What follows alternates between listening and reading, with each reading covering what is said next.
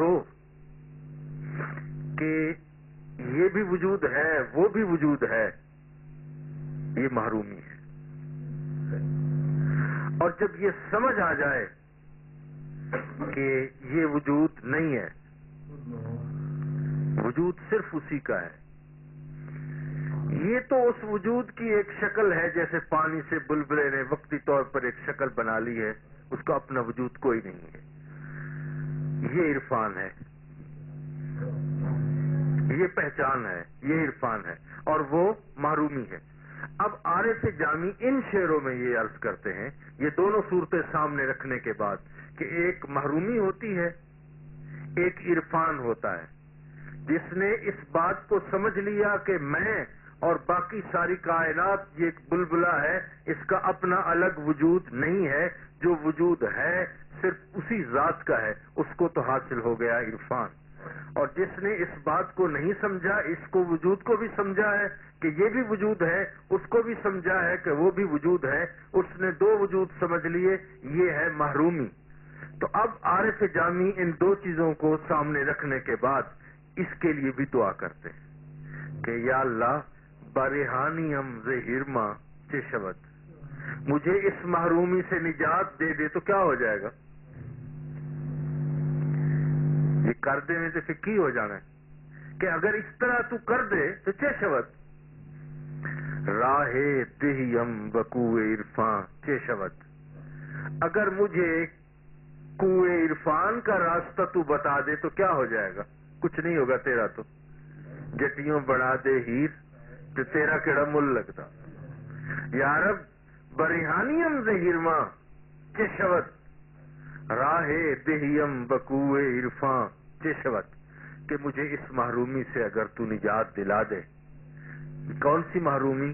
کہ اگر میں دو وجود سمجھتا ہوں تو یہ محرومی ہے، اس محرومی سے اگر تو مجھے نجات دلا دے چشوت کیا ہوگا؟ راہ دہیم بکوئے عرفان چشوت.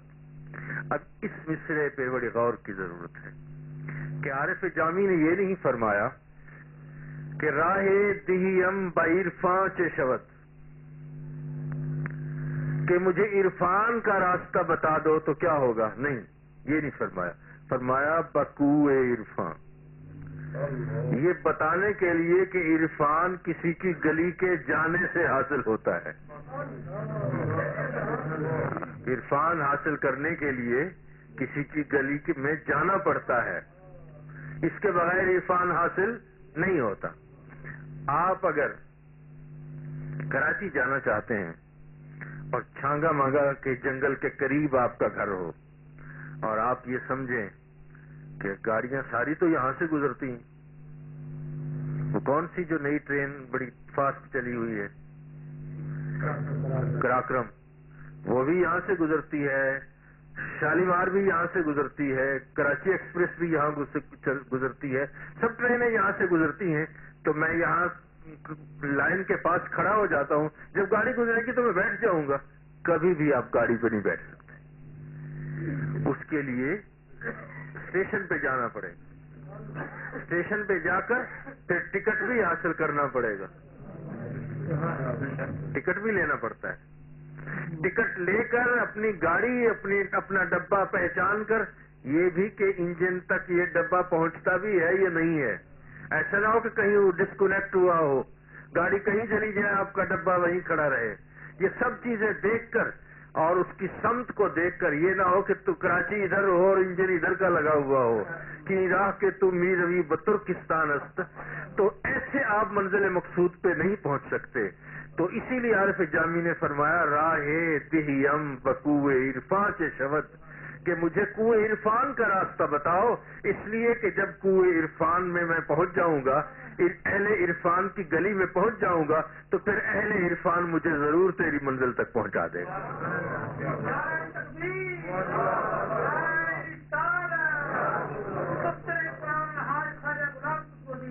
تو پہلے شیخ کے آستانے پر جانا پڑے گا جو اسٹیشن ہے، وہاں ٹکٹ لینا پڑے گا بیعت کا. بیعت کا ٹکٹ لینے کے بعد پھر گاڑی میں آپ سوار ہو جائیں اور پھر آپ منزل مقصود تک پہنچ سکتے ہیں، اس کے بغیر نہیں۔ تو اسی لیے فرمایا راہ دہیم بقوے عرفاں چشوت۔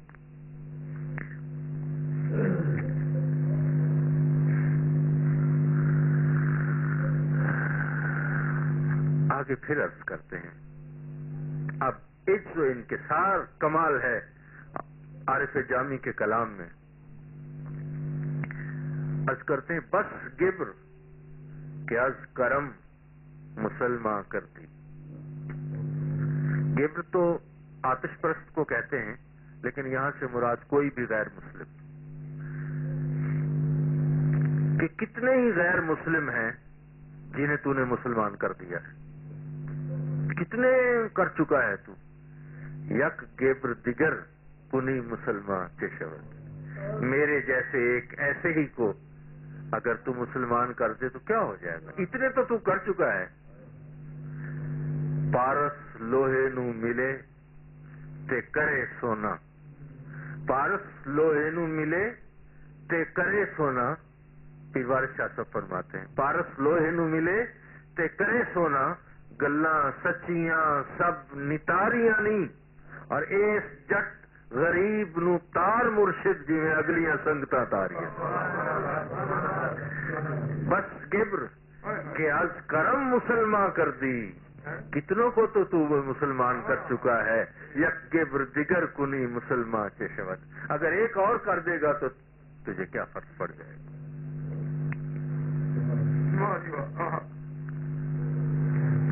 تو اب یہ آج پھر تمہید شروع کرتے ہیں، ابھی لواہ جامی شروع نہیں ہوئی، آج اس کی تمہید شروع ہو رہی ہے۔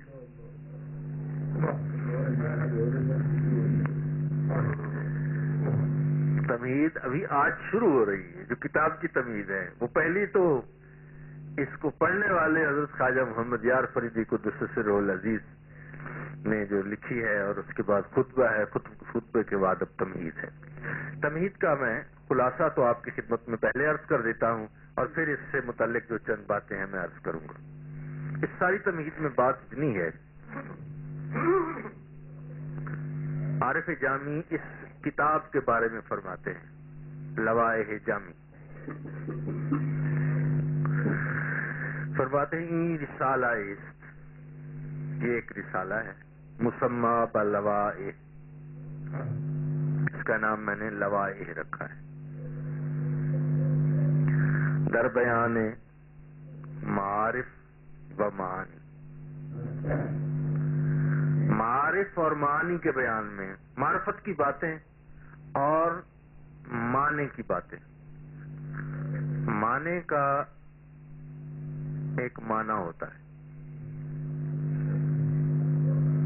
معنی کا بھی ایک معنی ہوتا ہے، یہ اس معنی کی بات ہے۔ ایک معنی لفظ کا ہوتا ہے اور ایک معنی معنی کا ہوتا ہے۔ یہ لفظ کے معنی کی بات نہیں کرتے، یہ معنی کے معنی کی بات کرتے ہیں، بڑا فرق ہوتا ہے۔ مثلا ایک آیت مبارکہ ہے وَالْأَوَّلُ وَالْآخِرُ وَالظَّاهِرُ وَالْبَاطِنُ وَهُوَ بِكُلِّ شَيْءٍ عَلِيمٌ، اس کا ترجمہ کیا ہے؟ یہ معنی ہو جائے گا، وہی اول ہے، وہی آخر ہے، وہی ظاہر ہے، وہی باطن ہے، اور وہی ہر شے کو جاننے والا ہے۔ یہ ترجمہ ہر مکتب فکر کے نزدیک یہی ترجمہ۔ تو لفظ کیا ہوئے هو الاول والآخر والظاہر والباطن، اور معنی کیا ہوا؟ وہی اول ہے، وہی آخر ہے، وہی ظاہر ہے، وہی باطن ہے، اور وہی ہر ایک کو جاننے والا ہے، وہی ہر شے کو جاننے والا ہے۔